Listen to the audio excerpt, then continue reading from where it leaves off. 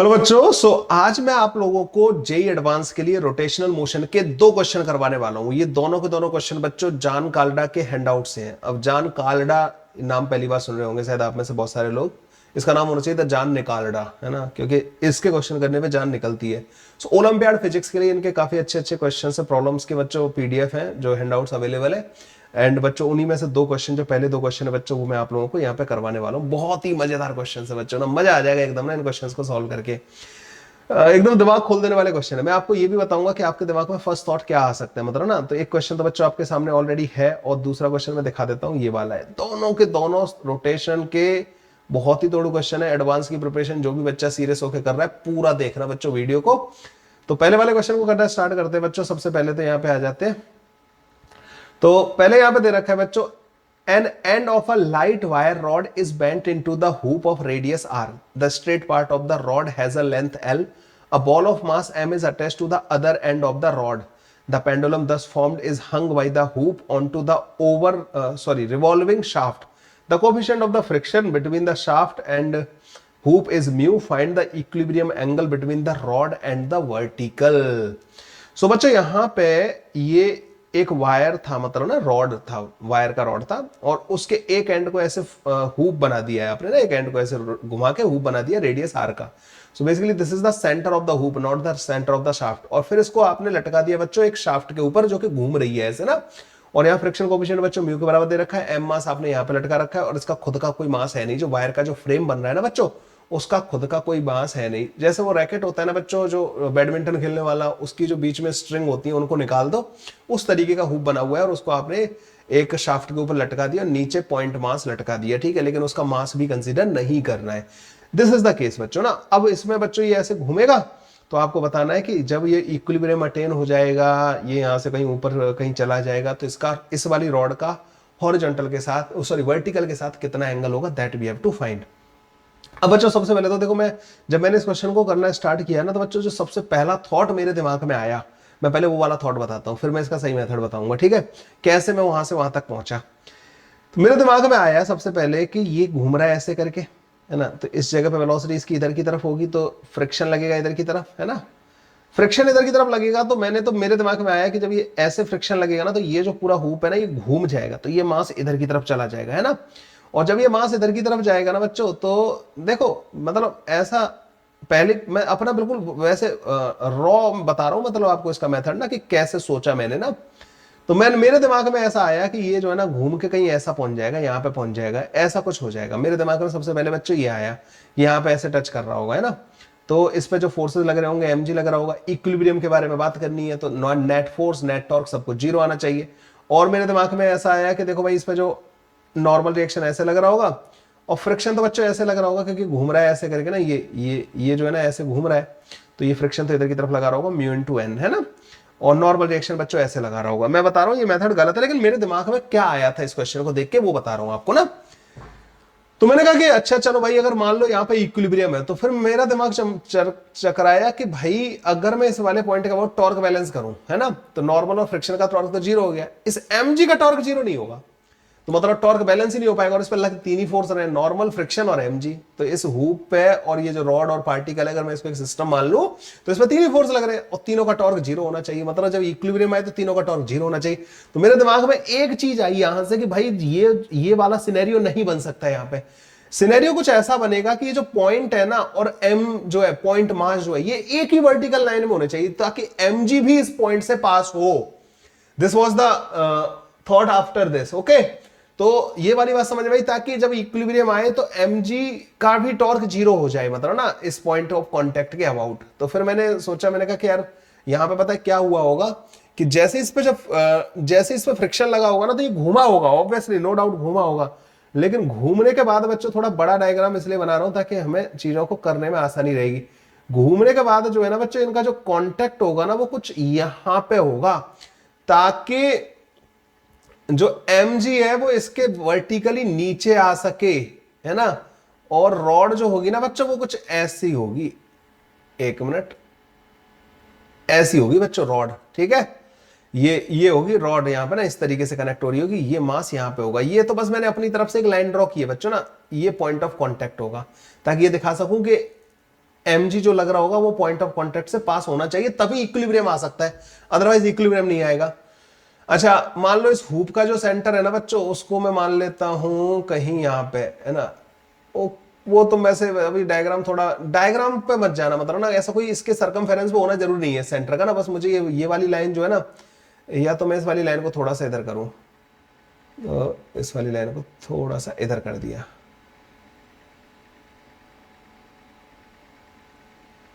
ठीक है। अच्छा ये ऐसे सेंटर से पास कर दिया, ऐसा कर लेते हैं, ठीक है। सेंटर अब यहां नहीं होगा, तो ये है मान लो सेंटर यहाँ पे ना, तो यहां से अटैच हो रखा है ये वाली लाइन ना, ये जो रॉड थी ना, ये वाली रॉड, ये वाला पॉइंट यहाँ पे, बस इस लाइन को मैंने एक्सटेंड कर दिया है सेंटर तक, तो ये centre of the hoop. Okay, तो जो नॉर्मल लग रहा होगा वो तो बच्चों तुम्हें पता है कि नॉर्मल तो इसके अलोंग लगेगा, सेंटर से पास होने वाली लाइन के अलोंग, और जो यहाँ पे फ्रिक्शन लग रहा होगा वो टेंजेंशियल लग रहा होगा। तो यहाँ पे बच्चों फ्रिक्शन ऐसे लग रहा होगा म्यू इनटू एन, और नॉर्मल लग रहा होगा बच्चों इस डायरेक्शन में, mg लग रहा होगा बच्चों इस डायरेक्शन में। अब ये तीनों का तीनों इस वाले पॉइंट से, कॉन्टेक्ट पॉइंट से पास होने लग गए बच्चों, ठीक है। ये जो रेडियस है इसकी आर के बराबर है बच्चों, ये भी आर के बराबर होगी, क्योंकि ये सेंटर ऑफ द हुप है, तो शाफ्ट का सेंटर नहीं है, वैसे शाफ्ट का सेंटर इस लाइन पे ही आएगा, ठीक है। ये बच्चों एल के बराबर है यहां से, और ये वाला एंगल इन्होंने आपसे पूछा है कि जो रॉड है ना, रॉड वर्टिकल के साथ जो एंगल बना रही होगी, तो ये वर्टिकल वाली लाइन है mg, mg तो वर्टिकली लग रहा होगा ना, वर्टिकली डाउनवर्ड, तो ये वर्टिकल वाली लाइन है। तो ये वाली लाइन चाहो तो तुम ऐसे आगे एक्सटेंड कर सकते हो, ठीक है, ऐसे करके। समझे अब ये वाली बात, समझ भाई। अब तीनों फोर्स यहां से पास हो रहे हैं, नेट टॉर्क 0 हो सकता है, यस। तो पहले तो इसका डायग्राम इज वेरी इंपॉर्टेंट, ये समझना इज वेरी इंपॉर्टेंट, इस लेवल की अंडरस्टैंडिंग डेवलप करना इज वेरी वेरी इंपॉर्टेंट। अब तो बच्चों क्वेश्चन खत्म हो जाएगा। अब आप ये कहोगे कि torque about centre of mass, किसका सेंटर ऑफ मास? हुप का जो सेंटर ऑफ मास है ना, उसके अबाउट टॉर्क 0 कर देते हैं, मतलब इस वाले पॉइंट के अबाउट टॉर्क 0 कर देते हैं। तो इसके अबाउट टॉर्क जो आएगा ना बच्चों, एक तो लाइन ऐसे करके ड्रॉ कर देना है ना, तो एक तो mg का टॉर्क आएगा। mg का टॉर्क कितना आएगा बच्चों? ये r प्लस एल है, ये थीटा है, तो ये जो डिस्टेंस हो जाएगी ना, ये r plus L sine theta के बराबर हो जाएगी। आप बोलोगे ठीक है सर, तो mg का टॉर्क आ जाएगा mg r प्लस का l साइन थीटा, और ये टॉर्क काउंटर बैलेंस हो रहा होगा, नॉर्मल का टॉर्क तो आएगा नहीं, नॉर्मल तो सेंटर से ही पास हो रहा होगा, तो mu into N into R, क्योंकि इसकी जो परपेंडिकुलर डिस्टेंस होगी वो आर के बराबर होगी, ठीक है। नॉर्मल जो फ्रिक्शन जो टेंजेंशियल होगा इस वजह से, तो एक रिलेशन बच्चों हमारे पास ये बन जाएगा। दूसरा रिलेशन बच्चों, नॉर्मल का एक कंपोनेंट इधर कर लेना और म्यू एन का एक कंपोनेंट इधर कर लेना, इस एंगल को कुछ अल्फा मान लेना, इस एंगल की वैल्यू नहीं पता बच्चों हम लोगों को ना, ध्यान रखना। तो ये एन कॉस अल्फा बन जाएगा, और एक नॉर्मल का कंपोनेंट ऊपर आ जाएगा एन साइन अल्फा के बराबर। अब नॉर्मल को भूल जाना, म्यू एन के भी बच्चों ऐसे कंपोनेंट कर लेना, तो यहाँ पे बनेगा म्यू एन साइन अल्फा, और इधर बनेगा बच्चों म्यू एन कॉस अल्फा, ठीक है। ये हो गए फोर्स। अब फोर्स बैलेंस कर देना, टॉर्क बैलेंस कर देना, काम खत्म हो जाएगा। तो यहाँ पे बच्चों आप तो लिखोगे एन कॉस अल्फा जो है वो म्यू एन साइन अल्फा के बराबर है, ठीक है। ओके, ये दूसरी इक्वेशन हो गई है ना, तो यहाँ से म्यू एन की वैल्यू आ जाएगी हमारे पास ना, और म्यू एन की वैल्यू हम यहाँ पर रख देंगे। दूसरी इक्वेशन लगाएंगे बच्चों, mu N cos alpha plus का एन साइन अल्फा, ये mg के बराबर होना चाहिए, ठीक है, ये mg के बराबर कर देना है हमें यहाँ पे ना। तो एक काम करना बच्चों, यहां से n की वैल्यू लाके यहाँ पे पुट कर देना है ना, तो ये बन जाएगा म्यू एन कॉमन, यहाँ पे जब n की वैल्यू पुट करोगे ना, तो यहाँ पे आएगा बच्चों mu N sine square alpha divide by cos alpha. तो म्यू एन बच्चों वहां से कॉमन ले लेना, तो कॉस अल्फा प्लस का sine square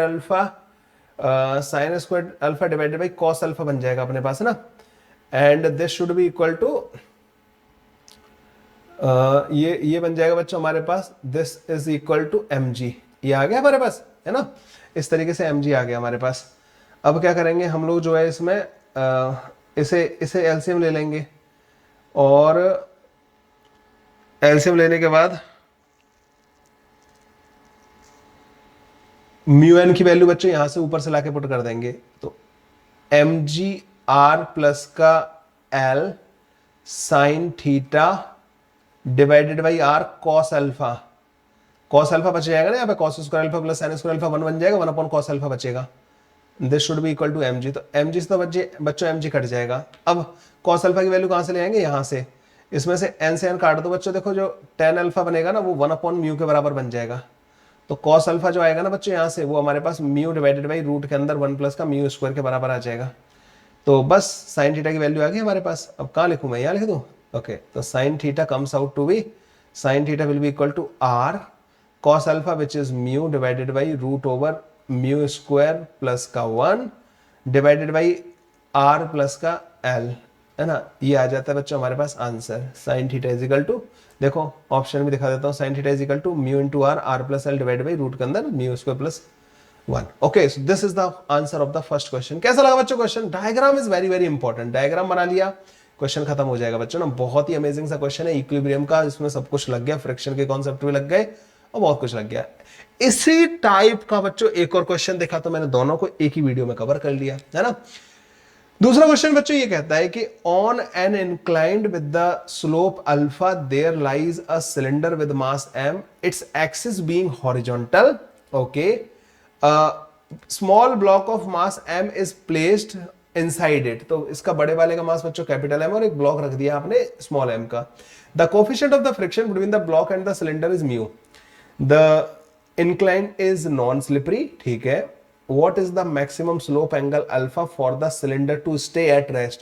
The block is much smaller than the radius of the cylinder. So बच्चों आप ये कह रहे हैं कि अल्फा की वैल्यू मैक्सिमम कितनी होनी चाहिए कि सिस्टम जो है रेस्ट पे रहे। अच्छा, ये बच्चों यहाँ पे ऐसे अटैच कर रखा है ना, इस सिलेंडर के अंदर अटैच कर रखा है मास का। अगर जब ये फ्लैट होगा तो तुम्हें पता लग रहा है कि जो सिलेंडर होगा ना उसके बॉटम में होगा वो पॉइंट मास, है ना। फ्लैट होगा ना तो बिल्कुल बीच नीचे आ रहा होगा। जैसे जैसे इसको ऐसे करते जाओगे तो सिलेंडर ऐसे घूमता जाएगा और वो पॉइंट मास बच्चों उठता जाएगा, ठीक है। ये जो पॉइंट मास है ऊपर उठता जाएगा। मैं इसका एक डायग्राम दिखाऊं तुम लोगों को, ऐसा कुछ बनेगा बच्चों। जब इक्विलिब्रियम होगा ना तो ये थोड़ा ऊपर उठ गया होगा, सिलेंडर थोड़ा झुक के आ गया होगा यहाँ पे ना, ये बन रहा होगा केस। पहले तो ये केस समझो। अब इसमें बच्चों ये वाला एंगल आपसे इन्होंने पूछा है, अल्फा की वैल्यू पूछी है। एक चीज का ध्यान और देना कि यहाँ पे ये अंदर स्लिप नहीं करना है। अच्छा, फिक्स नहीं है, मैंने एक चीज गलत बोल दी यहाँ पे। This mass is not fixed with the cylinder, ये इस पे स्लाइड कर सकता है अंदर भी ना, और उनके बीच का फ्रिक्शन भी, the coefficient of the friction between the block and the cylinder is also given as mu. तो बच्चों ये अंदर स्लाइड कर सकता है इसके अंदर ना, अगर मौका मिला तो। बच्चों तुम्हें ये समझ रहे हो, जैसे जैसे बढ़ाते जाओगे ऊपर उठता जाएगा। तुम देख रहे हो इसका खुद का जो यहाँ पे अगर टेंजेंट ड्रॉ करोगे ना, ये वाली टेंजेंट जो ड्रॉ करोगे, इसका स्लोप बढ़ता जाएगा नहीं बढ़ता जाएगा? हाँ भाई, इस टेंजेंट का स्लोप बढ़ता जाएगा। अगर ये और ऊपर जाएगा तो इसके स्लिप होने के चांसेस ज्यादा है। तुम्हें वो पता है एंगल ऑफ रिपोज का कॉन्सेप्ट। अगर मैं इस एंगल को थीटा बोल दूं तो किसी भी सरफेस पे अगर छोटा सा मतलब जैसे अपन ने ऐसे बहुत सारे क्वेश्चन किए होते हैं, बीड यहाँ पे कहाँ पे रुकेगी, है ना। तो उसमें हम कहते थे कि tan theta is equal to जहां पे म्यू के बराबर हो रहा होगा, मतलब स्लोप जहां पे म्यू के बराबर हो रहा होगा। तो सेम कंडीशन हम यहाँ पे लगा देंगे कि जब ये अल्फा मैक्सिमम होगा तो ये इसका जो स्लोप है ना, इस वाली लाइन का स्लोप जो इसकी टेंजेंट होगी उसका स्लोप भी मैक्सिमम हो जाएगा, क्योंकि जैसे जैसे नीचे आएगा ये और ऊपर जाएगा। तो देखो, अगर मान लो तुमने कहा कि यहाँ पे होता तो यहाँ पे टेंजेंट ऐसे हो जाती, ठीक है, थीटा और बढ़ता जा रहा है। तो थीटा जब जिस मूवमेंट पे टेन थीटा, पहली बात तो ये समझनी है इसके अंदर इसकी स्लिपिंग ना हो, वो कंडीशन लगानी है कि टेन थीटा जब म्यू के बराबर हो जाएगा तो ये इसके अंदर स्लिप नहीं कर रहा होगा, और this is the maximum condition, ये लिमिटिंग कंडीशन है। उसी टाइम पे बच्चों ये अल्फा मैक्सिमम होगा, ठीक है। अच्छा, अल्फा को घटाते जाओगे नीचे आता जाएगा, नीचे आता जाएगा, और जब बिल्कुल फ्लैट कर दोगे तो बिल्कुल बॉटम में आ जाएगा, ठीक है। तो वहां तो मतलब वहां तो फ्रिक्शन ही नहीं लग रहा होगा, लेकिन जैसे जैसे तुम अल्फा को बढ़ाते जाओगे वो ऊपर चलता जाएगा, वो मास ना रोल करेगा ना थोड़ा सा सिलेंडर, वो मास ऊपर चलता जाएगा और उसके स्लिप करने के चांसेस बढ़ते जाएंगे। तो जहां पे टेन थीटा म्यू के बराबर होगा बच्चों, वहां पे ये रुकना पसंद करेगा। आप बोलोगे हाँ सर, ये वाली बात बिल्कुल समझ में मेरे को आ गई। आई या नहीं आई भाई ये वाली बात समझ में? आप बोलोगे यस सर, ये समझ में आ चुकी है। अब ये जो पूरा का पूरा जो सिस्टम है ना बच्चों, ये पूरा का पूरा सिस्टम, अब ये बॉडी और इस सिलेंडर का तो हमने कंडीशन लिख दिया कि इन दोनों के बीच में स्लिपिंग नहीं हो रही। Now can I treat this as a single body, मतलब ना रिजिड बॉडी की तरह ट्रीट कर सकता हूं। इसका मास यहाँ पे, इसका मास यहाँ पे, तो इन दोनों का जो सेंटर ऑफ मास आएगा ना बच्चों, इन दोनों का सेंटर ऑफ मास कहीं ना कहीं किसी इस जगह पे आ जाएगा। मान लो इन दोनों का सेंटर ऑफ मास यहाँ पे आ गया, है ना। तो इन दोनों का जो mg लग रहा होगा ना बच्चों, वो ऐसे पास होगा या नहीं होगा? इन दोनों का mg जो है, ठीक है, इन दोनों का जो मास होगा बच्चों, जो m प्लस का कैपिटल M इंटू जी, यहां से पास हो रहा होगा बच्चों। अच्छा, इस पूरे सिस्टम को इक्विलिब्रियम में रहने के लिए कंडीशन ये है कि जो पॉइंट ऑफ कांटेक्ट है ना, इसका जो पूरे सिस्टम का सेंटर ऑफ मास उस पॉइंट ऑफ कांटेक्ट के वर्टिकली ऊपर होना चाहिए, क्योंकि mg, अब इसका देखो, तुम्हें इसका mg और इसका mg अलग अलग नहीं लेने, आपने पूरा मास एक जगह पर सेंटर ऑफ मास पर रखा, इस सिलेंडर का और इसका, और उसका जो mg है बच्चों वो इस पॉइंट ऑफ कांटेक्ट से पास होना चाहिए। अच्छा, नॉर्मल जो होगा बच्चों वो ऐसे पास हो रहा होगा, है ना, नॉर्मल यहाँ पे ऐसे होगा, और फ्रिक्शन भी लग रहा होगा यहाँ पे, तो मान लो फ्रिक्शन ऐसे लग रहा होगा, ठीक है। तो फ्रिक्शन यहाँ पे ऐसे आ जाएगा, स्टैटिक फ्रिक्शन लग रहा होगा, नॉर्मल लग रहा होगा और mg ऐसे। तो इन तीनों को इस पॉइंट से पास होना चाहिए, तभी टॉर्क बैलेंस हो पाएगा, इक्विलिब्रियम आ पाएगा बच्चों। आप बोलोगे हाँ सर बिल्कुल सही बात है, यहाँ पे इतना तो मेरे को भी अच्छे से समझ में आ गया। आ गया या नहीं आया भाई आपको ये समझ में? आप बोलोगे सर हाँ ये वाली बात समझ में आएगी। अब कोई मुझे बताएगा what will be this distance, तो ये जो डिस्टेंस होगी ना बच्चों, ये small m into are divided by m plus का कैपिटल M के बराबर होगी। सेंटर ऑफ मास का कॉन्सेप्ट, 2 पॉइंट मास का सेंटर ऑफ मास जो होता है इस वाले मास से, मतलब इस वाले मास से जो डिस्टेंस आएगी वो इधर वाला mass into total distance divided by m plus का m के बराबर आ जाएगी। ओके, ये बच्चों r के बराबर आ जाएगा। ये एंगल अल्फा के बराबर है, ये एंगल मतलब ये जो वर्टिकल लाइन है तो ये 90 माइनस अल्फा के बराबर होगा, है ना, ये वाला एंगल जो है 90 माइनस अल्फा, तो ये 90 माइनस अल्फा के बराबर होगा, तो ये एंगल बच्चों अल्फा के बराबर आ जाएगा। ये वाला एंगल वाली बात समझ में आ गई आपको सबको? आप बोलोगे सर हाँ ये वाली बात भी हमें अच्छे से समझ में आ गई।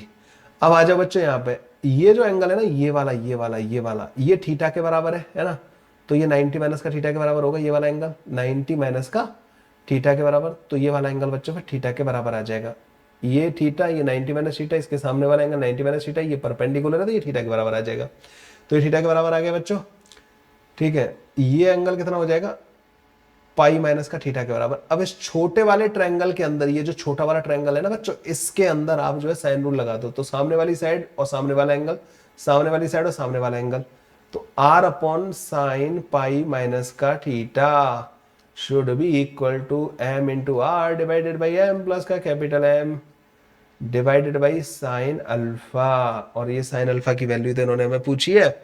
ये बन जाएगा बच्चों हमारे पास साइन थीटा के बराबर, इसको उधर ले जाओ, r से r उड़ा दो, तो sine alpha comes out to be m divided by m plus का capital M into sine theta, और ऊपर मेरे पास टेन थीटा की वैल्यू है, तो यहाँ से साइन थीटा की वैल्यू कितनी आ जाएगी रे, टेन थीटा म्यू के बराबर दे रखा है, तो साइन थीटा आ जाएगा म्यू डिवाइडेड बाई रूट के अंदर 1 प्लस का म्यू स्क्वायर के बराबर। तो साइन अल्फा जो आ जाएगा बच्चों m into mu divided by m plus का कैपिटल M इंटू रूट के अंदर 1 प्लस का म्यू स्क्वायर के बराबर हमारे पास आंसर आ जाएगा। And that is the answer actually ना। ये हो गए बच्चों आज के हमारे जानलेवा 2 क्वेश्चन। ओके जान कालड़ा के 2 क्वेश्चन बच्चों ना। पहले दोनों के दोनों क्वेश्चन कैसे लगे बच्चों मुझे कमेंट करके जरूर बताना यार, है ना। और ऐसे ही अमेजिंग अमेजिंग क्वेश्चंस आप लोगों को मैं डेली कराता रहूंगा यहाँ पे हमारे चैनल पे। चैनल को सब्सक्राइब नहीं किया तो कर लो आज ही ना। देखो ये दोनों के दोनों धांसू क्वेश्चन मैंने बच्चों आप लोगों को आज करवाए हैं।